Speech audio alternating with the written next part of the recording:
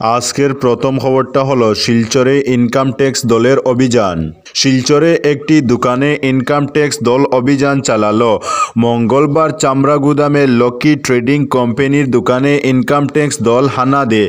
এদিন দুপুরে গৌহাটি থেকে ইনকাম ট্যাক্সের টিম ও শিলচরের ইনকাম ট্যাক্সের অফিসার ও কর্মীরা লক্ষ্মী ট্রেডিং কোম্পানি নামের গুটখা, পান মশালা ও ধূপকাঠির দোকানে এবল গুদামে হানা দেন। আজকের পরবর্তী খবরটি হলো গৌহাটিতে ধরা পড়েছে এইচএমপিভি ভাইরাস। চীনের ত্রাস সৃষ্টি করা এইচএমপি ভাইরাস এবার গৌহাটিতে ধরা পড়েছে। এক মহিলার শরীরে ধরা পড়ে ভাইরাসটি। ৭৫ বছর বয়সী মহিলা আক্রান্ত হন এইচএমপিভি ভাইরাসে। বর্তমানে তিনি অ্যাপোলো হাসপাতালে চিকিৎসারত। মহিলার স্বামীরও করা হয়েছে এইচএমপিভি পরীক্ষা। রাজ্যে প্রথম ধরা পড়ে ডিব্রুগড়ে। আজকের পরবর্তী খবরটি হলো গৌহাটিতে ফিরে গড়ে ঢুকে চোখ কপালে সাংবাদিকের, নেই সোনার গহনা। গড়ে কেউ না থাকার সুযোগে নিশি কুটুম্বরা হাত সাফাই করল সাংবাদিকের আবাসে, নিয়ে গেল ৫ ভরির মতো সোনার গহনা। ঘটনাটি ঘটেছে শিলচর আশ্রম রোডের গোবিন্দবাড়ি শেখর লেনে। জানা যায় সাংবাদিক উত্তম কুমার সি সেলের একটি পরীক্ষার জন্য সপরিবারে গৌহাটি গিয়েছিলেন। মঙ্গলবার সকালে ফিরে গড়ে প্রবেশ করলে এসব দেখে হতবাক হয়ে যান। গড়ের সামগ্রীগুলো এলোমেলোভাবে পড়ে রয়েছে মেঝেতে এবং আলমারির ভেতরে থাকা বস্ত্র সহ সব জিনিসপত্র বাইরে পড়ে রয়েছে। এসব দেখে উত্তম বাবুর বুঝতে আর কোনো অসুবিধে হয়নি। তিনি একটু খুঁজে দেখতে পান ঘরে জানালা ভেঙে রয়েছে। তার অনুমান সোমবার রাতেই চোর ওই জানালা ভেঙে ঘরের ভেতর প্রবেশ করে। তিনি জানান ছেলের একটি পরীক্ষার জন্য শনিবার সকালে স্ত্রী সহ তারা ৩ জন গৌহাটির উদ্দেশ্যে রওনা দিয়েছিলেন। মঙ্গলবার সকালে তারা ফিরেন আর ঘরে ঢুকে চোখে পড়ে এই অবস্থা।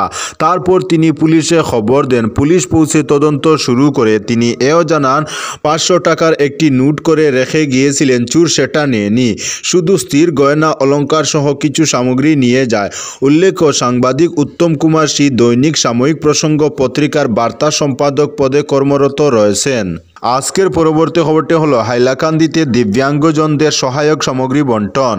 হাইলাকান্দি জেলা প্রশাসনের উদ্যোগে মঙ্গলবার আয়োজিত এর অনুষ্ঠানে জেলার ১২২৭ জন দিব্যাঙ্গজনদেরকে বিনামূল্যে তাদের সহায়ক সামগ্রী তুলে দেওয়া হয়।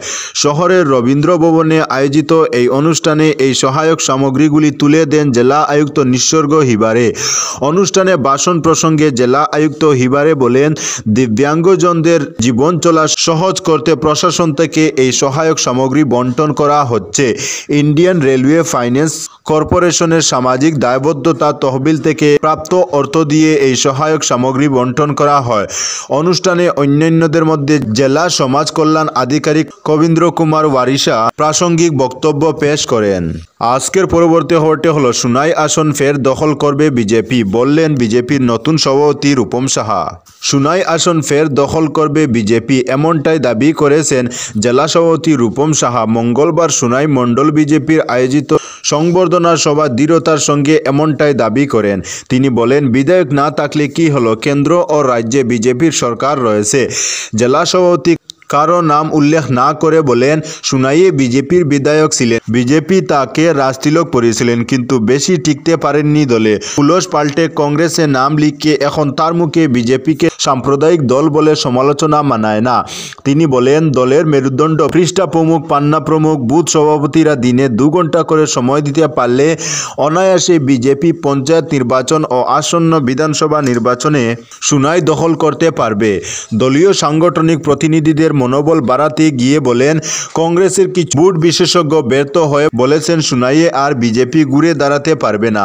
তাদের সমীকরণ পাল্টে দিয়ে তিনি বলেন, সংখ্যালঘুরা এখন বিজেপির পাশে রয়েছেন। বিগত লোকসভা নির্বাচনের সংখ্যালঘু অধ্যুষিত শ্রীভূমি করিমগঞ্জ জেলাতে বিজেপি প্রার্থী বিজয়ী হয়েছেন। অনুরূপভাবে সংখ্যালঘু অধ্যুষিত সামাগুড়ি বিধানসভা কেন্দ্রে বিজেপি দখল করতে সক্ষম হয়েছে। পঞ্চায়েত নির্বাচনে বিজেপি জিপি, এপি ও জেলা পরিষদ আসনগুলি দখল করতে পারলে অনায়াসে বিধানসভা নির্বাচনে সুনাই পুনরুদ্ধার করতে সক্ষম হবেন।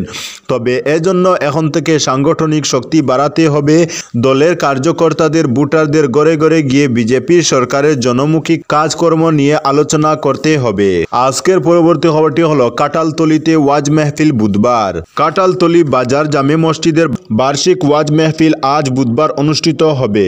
মহফিলে প্রধান অতিথি হিসেবে উপস্থিত উত্তর পূর্ব ভারতের আমিরে শরীফ শরীয়ত মৌলানা শেখ ইয়াহিয়া, মসজিদ কমিটির পক্ষ থেকে মৌলানা শাহাবুদ্দিন বলেন, অন্যান্য বছরের মতো এবারও কাটলতলী বাজার জামে মসজিদের বার্ষিক ওয়াজ মেহফিল এদিন সকাল 10টায় শুরু হবে, চলবে পরদিন সকাল 10টা অবধি। এতে প্রথম পর্বে থাকবে ছাত্রছাত্রীদের মধ্যে প্রতিযোগিতামূলক অনুষ্ঠান, দ্বিতীয়ার্ধে থাকবে অতিথিদের আলোচনা।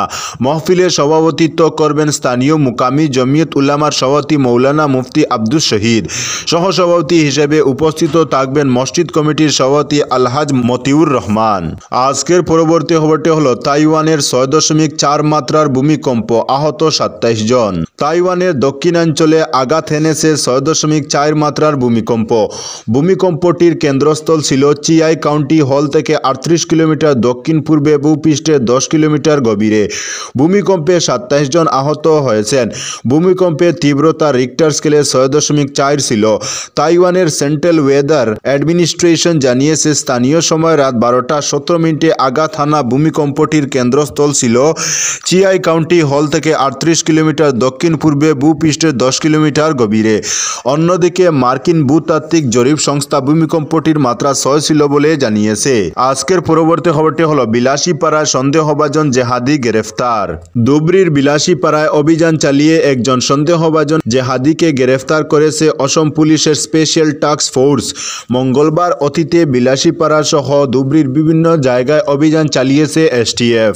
ধৃত ব্যক্তি বিলাসীপাড়ার চিনামারি গ্রামের 28 বছর বয়সী আজিব আলী, পেশায় কম্পিউটারের দোকানি। আজিবের বিরুদ্ধে জেহাদিদের সঙ্গে সম্পর্ক থাকার অভিযোগ উঠেছে।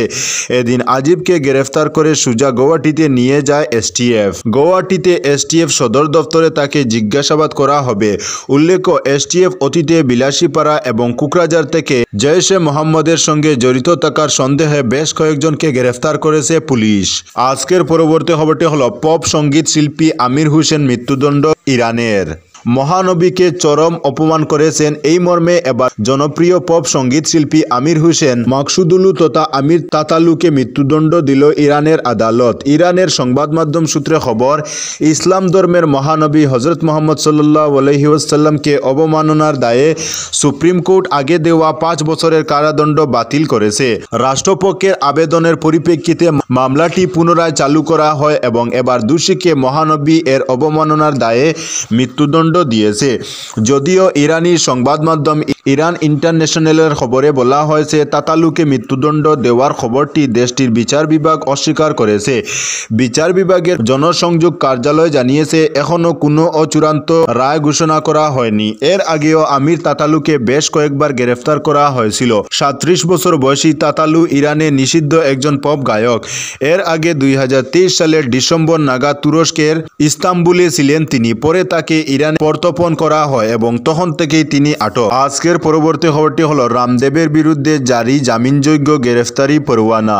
বিভ্রান্তিকর বিজ্ঞাপন ছড়ানোর মামলায় রামদেবের বিরুদ্ধে জারি করা হলো জামিনযোগ্য গ্রেফতারি পরোয়ানা। সোমবার তার বিরুদ্ধে পরোয়ানা জারির নির্দেশ দিয়েছে কেরলের এক নিম্ন আদালত। রামদেবের পাশাপাশি সংস্থার অপর সহ প্রতিষ্ঠা আচার্য বালকৃষ্ণের বিরুদ্ধে এই জামিনযোগ্য গ্রেফতারি পরোয়ানা করা হয়েছে। পতঞ্জলির অধীনস্থ দিব্য ফার্মেসির বিরুদ্ধে বিভ্রান্তিকর বিজ্ঞাপন ছড়ানোর অভিযোগ উঠেছে। ওই মামলায় গত 16 জানুয়ারি সশরীরে কেরলের পাল্লাক্কর আদালতে হাজিরা দেওয়ার কথা ছিল রামদেব এবং বালকৃষ্ণের। তারা হাজিরা না দেওয়ার কারণে এই পরোয়ানা জারি করা হয়েছে। বস্তুত দিব্য ফার্মেসির কিছু বিজ্ঞাপন ঘিরে কেরলের বিভিন্ন জায়গায় বেশ কয়েকটি ফৌজদারি মামলা রুজু হয়েছে। এলোপ্যাথি সহ আধুনিক চিকিৎসা ব্যবস্থাকে অবজ্ঞা করা এবং রোগ নিরাময়ের ক্ষেত্রে অপ্রমাণিত কিছু দাবি করার অভিযোগ রয়েছে সংস্থার বিরুদ্ধে। কেরলের কুরিকুরের আদালতেও এই সংক্রান্ত একটি মামলা বিচারাধীন রয়েছে। আজকের পরবর্তী খবরটি হলো 14 জন নকশালকে খতম করলো ভারতীয় সেনা। ফের ছত্তিশগড়ে ভারতের নিরাপত্তা বাহিনী একটি বড় নকশাল অভিযান চালিয়েছে। মঙ্গলবার গরিয়াবন্দ জেলায় এক সংঘর্ষে ভারতীয় সেনা 14 জন নকশালকে হত্যা করেছে বলে খবর পাওয়া যাচ্ছে। দুই পক্ষের মধ্যে গুলির লড়াই এখনও চলছে। বলা হচ্ছে যে প্রায় 1000 ভারতীয় সেনা 60 জনেরও বেশি নকশালকে ঘিরে রেখেছে এবং এনকাউন্টার চলছে বলে খবর পাওয়া যাচ্ছে। উল্লেখ্য, সোমবার ছত্তিশগড়ের গরিয়াবন্দ জেলার জঙ্গলে কেন্দ্রীয় আধা সেনাবাহিনী, কোবরা এবং উড়িষ্যার স্পেশাল অপারেশন গ্রুপের যৌথ অভিযান চলাকালীন এই দুই মহিলা মাওবাদী গেরিলার মৃত্যু হয়। গুলির লড়াইয়ে একজন কোবরা কমান্ডোর সামান্য চোট লেগেছে বলে জানা গিয়েছে। তো বন্ধুরা, আজকের জন্য এতটুকু। পরবর্তী কোনো নতুন ভিডিওতে দেখা হবে, তখন অবধি ধন্যবাদ।